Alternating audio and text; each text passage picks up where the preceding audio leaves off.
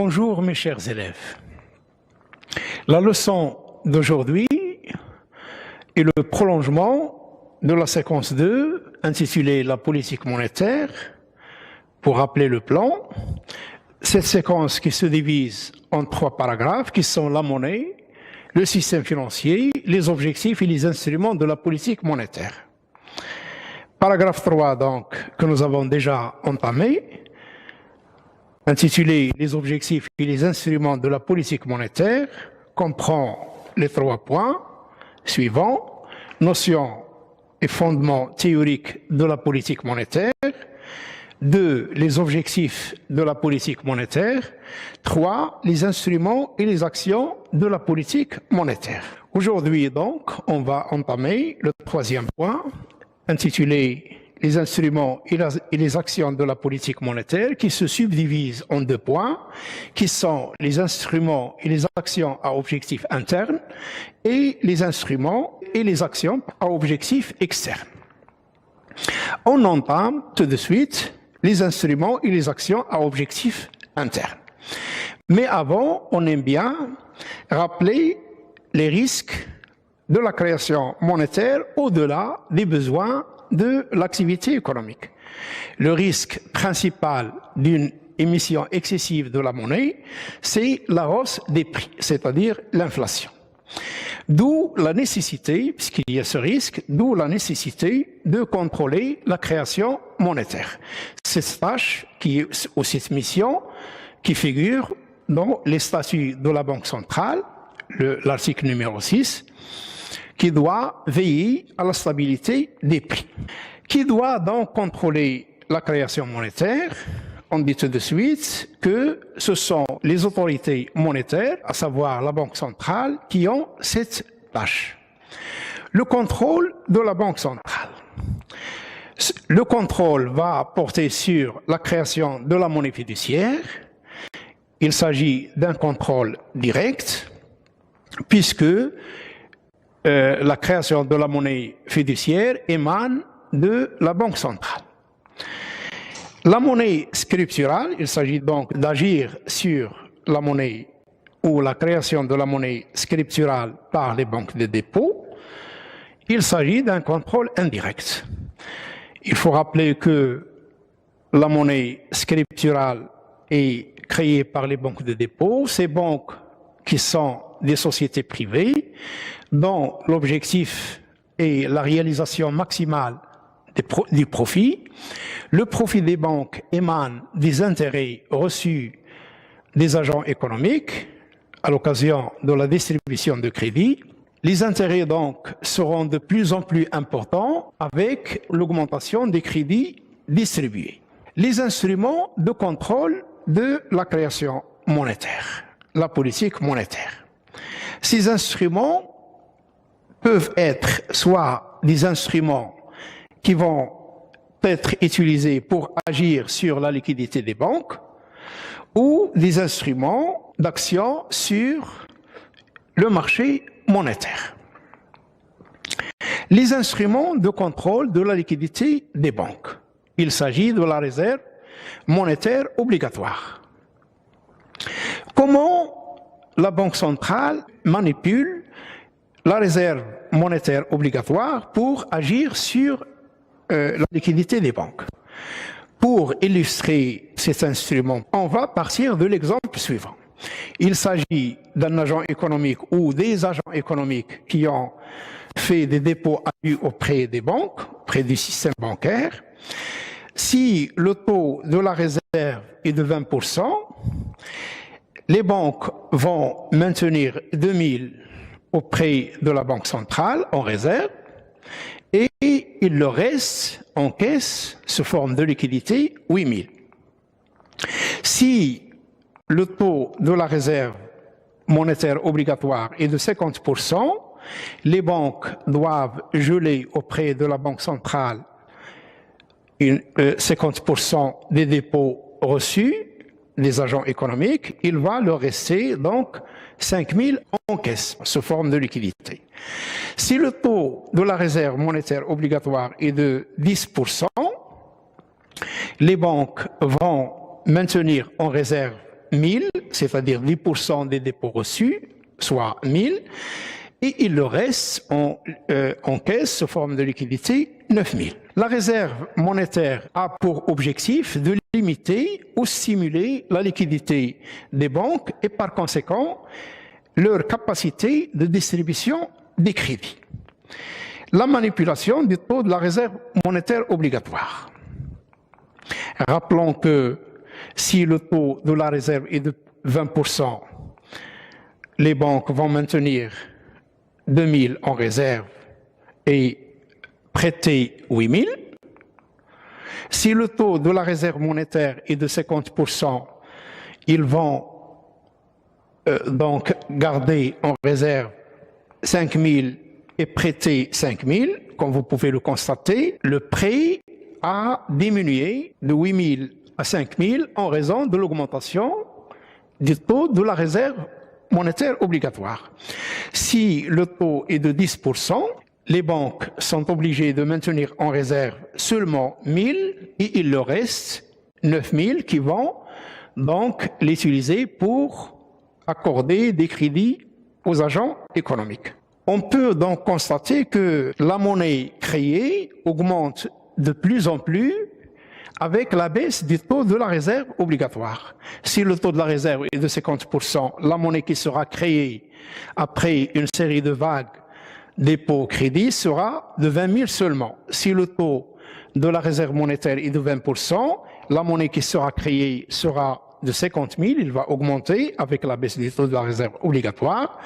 Si le taux baisse à 10%, la monnaie créée sera de 100 000. La création de la monnaie augmente de plus en plus avec la baisse du taux de la réserve monétaire et l'augmentation de la distribution des crédits.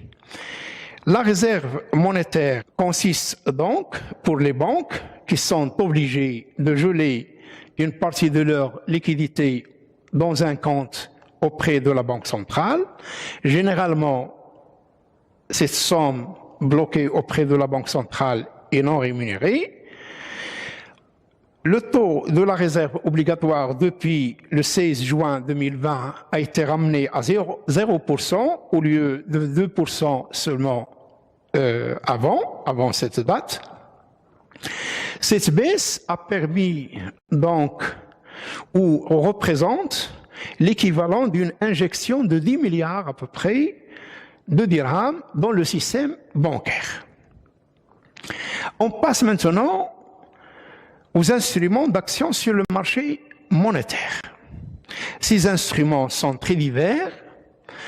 On peut distinguer les avances de Banque al-Maghrib, de la Banque centrale, les reprises de liquidité, les facilités de dépôt, le taux directeur, l'open market, les opérations de pension livrée, les opérations enfin de swap de change.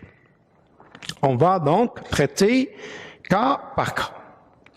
On commence d'abord par les avances et les reprises de liquidité à 7 jours. Les avances à 7 jours et les reprises de liquidité à 7 jours. Ces deux opérations représentent des opérations principales pour la Banque centrale. En cas de sous-liquidité, la Banque centrale intervient par le système des avances à 7 jours. En cas de surliquidité, la Banque centrale va intervenir par la formule des reprises de liquidité à 7 jours. Les avances et les reprises de liquidité à 7 jours. Ces opérations constituent le principal canal d'apport ou de retrait des liquidités et ils sont exécutés une fois par semaine de manière régulière par voie d'appel d'offres. En situation d'excédent, la Banque centrale recourt aux reprises de liquidités comme principal instrument, alors qu'en cas d'insuffisance de liquidité, il utilise les avances à 7 jours.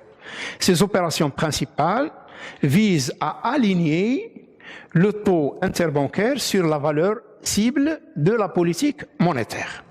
Comment on manipule les avances et les reprises à 7 jours?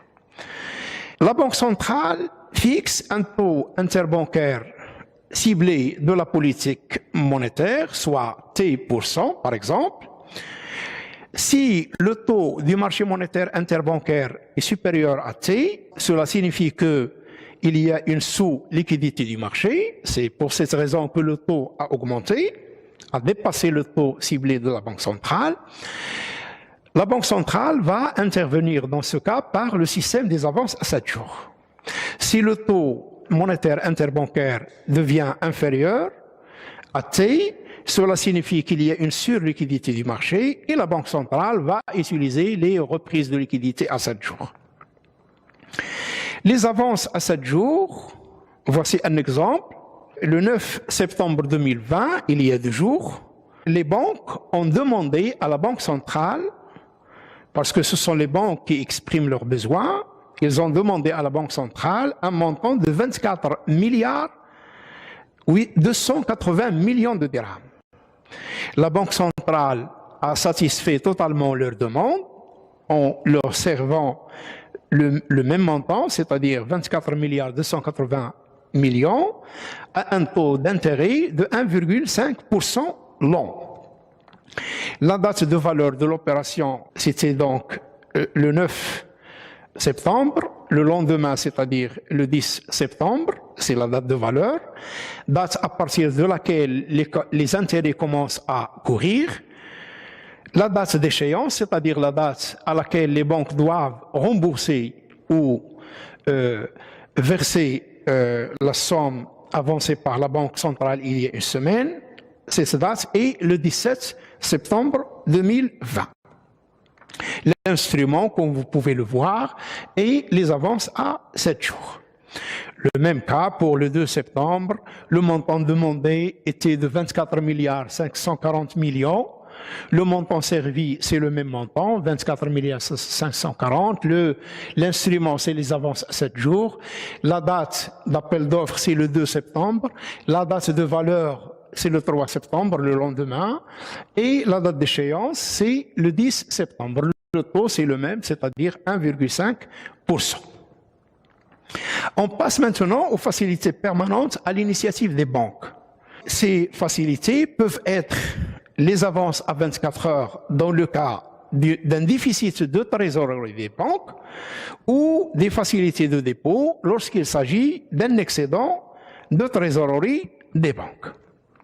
Les facilités permanentes à l'initiative des banques, il s'agit donc des avances à 24 heures et des facilités de dépôt à 24 heures.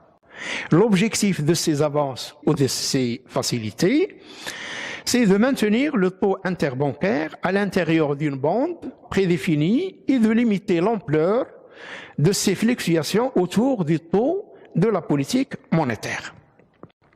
Ils sont utilisés par la politique monétaire pour ajuster la trésorerie des banques. Comment on manipule ces avances ou ces facilités? Prenons le schéma suivant. Vous avez les deux axes qui représentent les bornes de la bande de fluctuation, l'axe supérieur et l'axe inférieur. La Banque centrale détermine un taux plancher des avances à 24 heures qui, dans ce cas, 3,5%, et un taux des facilités de dépôt à 24 heures de 1,5%. Pour illustrer cela, prenons le cas d'une banque qui a un besoin de liquidité. Cette banque ne peut pas payer s'il a besoin. Il peut recourir à une autre banque du marché monétaire pour lui demander la liquidité. La banque déficitaire ne peut pas payer à une banque ayant un excédent un taux supérieur à 3,5%. Si la banque excédentaire, par exemple, demande un taux de 4% qui dépasse 3,5%, la banque déficitaire va refuser. Pourquoi? Parce qu'il peut recourir à la Banque centrale pour obtenir des avances au taux de 3,5%. Les banques excédentaires sont obligées donc d'accorder aux autres banques déficitaires des avances dont le taux d'intérêt ne dépasse pas 3,5. Par contre, dans le deuxième cas, une banque qui a un excédent de liquidité ne peut pas prêter à une banque ayant un besoin à un taux inférieur à 1,5. Par exemple, une banque qui a des excédents, il désire les placer auprès d'une autre banque. L'autre banque qui demande la liquidité lui offre un taux d'intérêt de 1,25% par exemple. La banque excédentaire qui désire placer les fonds va refuser. Pourquoi? Parce qu'il peut s'adresser à la Banque centrale pour placer chez elle ces excédents à un taux de 1,5% qui est supérieur au taux proposé par la banque déficitaire. Les avances à 24 heures, voici donc les avances qui ont eu lieu le 4 août 2020. La date de valeur de ces avances, c'était le 4 août 2020. La date d'échéance, c'est le lendemain, c'est-à-dire le 5, le 4, le 5. C'est la date à laquelle la banque qui a reçu l'avance à 24 heures doit restituer, doit rembourser la Banque centrale. L'instrument, c'est une avance à 24 heures. Le montant qui a été demandé à cette date, c'était 300 millions de dirhams. Le taux d'intérêt exigé par la Banque centrale était de 2,5%. Ou comme vous pouvez le constater, c'est un taux qui est inférieur à 3,5%. Il y avait aussi une autre avance qui a eu lieu le 17 juin 2020. La date de valeur de ces avances était le même jour, c'est-à-dire le 17 juin. La date d'échéance, date à laquelle la banque qui a eu cette avance doit rembourser la Banque centrale, c'est le lendemain, c'est-à-dire un jour après le 17, c'est-à-dire le 18 juin. L'instrument, ce sont les avances à 24 heures. Le montant qui a été demandé à cette date est de 5 milliards 400 millions de dirhams et le taux pratiqué par la Banque centrale sur ces banques qui ont fait appel à ces avances est de 3%. Voici donc le quatrième instrument. Deux instruments dans le cadre des opérations principales et deux autres instruments dans le cadre des avances et des facilités de dépôt à 24 heures. On passe maintenant à l'autre instrument utilisé par la Banque centrale pour intervenir sur le marché monétaire. C'est ce qu'on appelle l'open market. L'objectif de l'open market est le suivant. Ces opérations d'open market sont destinées à gérer une situation d'excédent ou d'insuffisance de liquidité à caractère durable, de quelques mois. Comment on manipule donc cet instrument? Ces opérations sont réalisées sous la forme soit d'achat ou de vente de titres émis par le Trésor sur le marché secondaire, le marché des titres de créances négociables, ou sous forme d'émission par la Banque centrale d'obligations ou d'emprunts négociables et leur rachat. On va essayer de schématiser ces situations. Dans un premier temps, le Trésor émet des titres, des bons de Trésor sur le marché secondaire. Ces titres qui seront souscrits par les banques, donc le Trésor offre les bons de Trésor aux banques, les banques vont remettre la liquidité au Trésor, c'est un emprunt, on a un emprunt sous forme de bons de Trésor, puis il peut y avoir aussi l'émission par la Banque centrale de titres d'emprunt. C'est la Banque centrale qui va émettre les titres d'emprunt qui sont remis aux banques pour obtenir la liquidité. Dans un deuxième temps, ces titres qui se trouvent maintenant en portefeuille des banques, ils peuvent être soit des bons de Trésor ou des titres d'emprunt, ils se trouvent maintenant à l'actif des banques. Ces titres qui seront maintenant soit achetés par la Banque centrale ou vendus en fonction de la situation de liquidité du marché monétaire. L'open market, dans le cas de la vente de titres par la Banque centrale aux banques. C'est la Banque centrale qui va vendre les titres aux banques. Dans le cas d'une surliquidité, la Banque centrale va vendre les titres aux banques, ces titres qui se trouvent en portefeuille de la Banque centrale, et il va obtenir la liquidité. Donc il va éponger la liquidité. Donc, l'objectif de la Banque centrale, c'est éponger ou absorber la surliquidité du marché monétaire. Il vend les titres et reçoit les bons de trésor. Dans le cas d'une sous-liquidité, la Banque centrale va acheter les bons de trésor qui se trouvent en portefeuille des banques, donc l'achat de titres émis par le Trésor ou les titres d'emprunt émis par Banque Maghreb, et il va injecter la liquidité sur le marché, parce que le marché se trouve dans une situation de sous-liquidité. On passe maintenant aux opérations à long terme. Ces opérations sont au nombre de 3. D'abord, les pensions livrées, ensuite les prêts garantis et enfin les swaps de change. Ces opérations ont pour objet de retirer ou d'injecter la liquidité supplémentaire sur une durée qui dépasse 7 jours. Les opérations donc à long terme sont les pensions livrées, les swaps de change et les prêts garantis. On va traiter les deux, swaps de change et les pensions livrées. D'abord, les swaps de change. Cette opération de swap de change consiste en un achat au comptant. La Banque centrale va acheter auprès des banques les devises. Achat au comptant, ça veut dire que la Banque centrale va acheter la devise au prix du marché le jour de la conclusion du contrat, et il va donc racheter la devise à un terme, à une échéance bien déterminée, mais avec le prix qui est déterminé le jour de la conclusion du contrat. C'est en quelque sorte la signification. L'opération du swap de change, donc, est un contrat entre la Banque centrale et les autres banques, un contrat au comptant lors de l'achat des devises et à terme lors de la reprise des devises auprès des banques.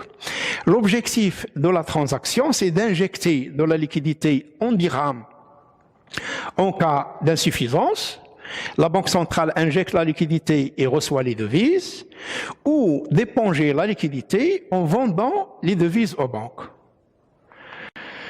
C'est une opération de change au comptant, assortie, accompagnée d'une opération à terme de sens inverse. Pour schématiser l'opération de swap de change, prenons le schéma suivant. Il s'agit donc d'une vente de devises par la Banque centrale aux banques sur le marché interbancaire de change, vente de devises par Banque Maghreb, et il va recevoir la liquidité.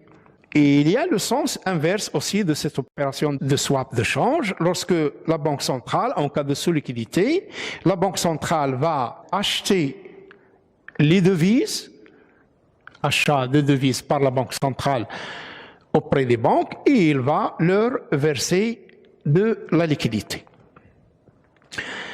Ensuite, le dernier instrument, c'est les pensions livrées.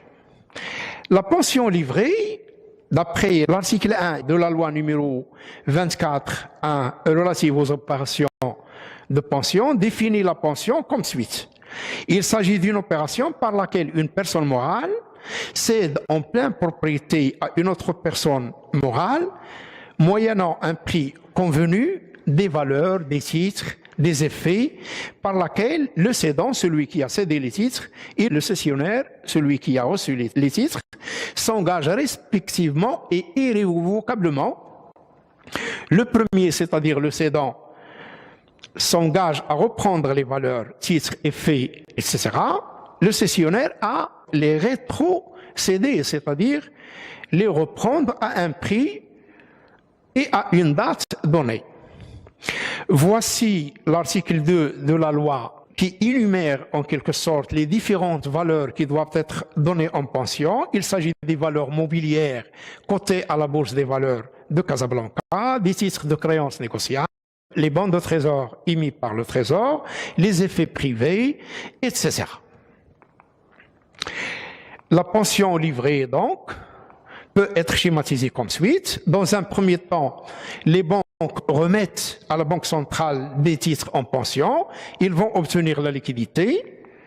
Dans un deuxième temps, les banques sont engagé, dès la conclusion du contrat, à reprendre les titres. Il s'agit d'une rétrocession des titres à l'échéance et ils vont donc verser la liquidité à la Banque centrale.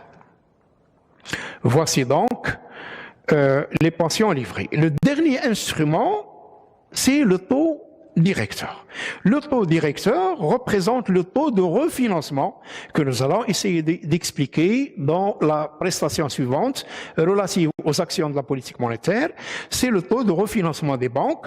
C'est un taux de référence qui sert à encadrer la formation des taux sur le marché monétaire interbancaire. Voici donc les instruments. La séance prochaine ou la capsule suivante va porter sur les actions de la politique monétaire, c'est-à-dire comment il faut utiliser les instruments de la politique dans le cadre d'une politique expansive ou restrictive. La séance d'aujourd'hui prend fin. Je vous remercie pour votre attention et à la séance prochaine.